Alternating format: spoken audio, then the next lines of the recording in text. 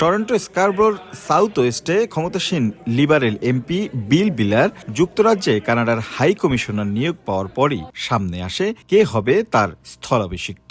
বাংলাদেশি অধ্যুষিত এই এলাকায় প্রার্থী হতে যখন আগ্রহীদের দৌড়ঝাঁপ, তখনই ট্রাম্প কার্ড দেখান প্রধানমন্ত্রী মার্ক কার্নি।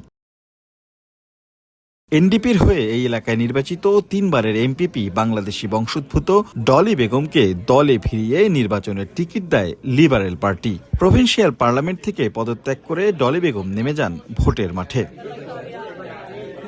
13 এপ্রিল ভোটকে ঘিরে এখন সরগম পুরো এলাকা। পথে পথে দেখা মেলে ভোট ফর ডলি, আর প্রচারণা চলছে সর্বত্র।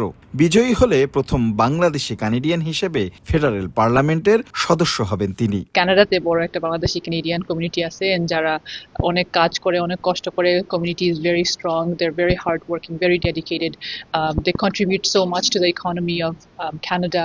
এন্ড অফ কোর্স আপনারা যারা বাংলাদেশে আছেন, আমাদেরকে দেখতেছেন, please do pray for us. MP নির্বাচিত হলে কমিউনিটির সুবিধা অসুবিধা সংসদে তুলে ধরার কথা জানান বাংলাদেশের মৌলভীবাজারে জন্ম নেয়া এই প্রার্থী।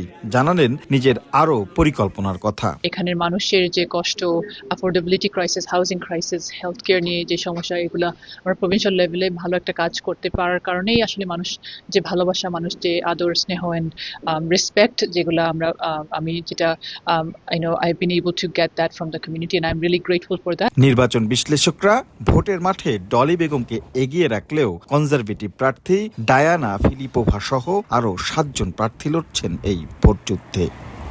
সব ঠিকঠাক থাকলে ভোটের দিন ফলাফল যদি ডলি বেগমের পক্ষে যায়, তাহলে কেবল এই স্কারব্রোই নয়, 7 সমুদ্র 13 নদীর ওপারে বাংলাদেশেও গর্ব করার মতো নতুন একটি কারণ হবে। রাশেদ লিমন, সময় সংবাদ, টরন্টো, কানাডা।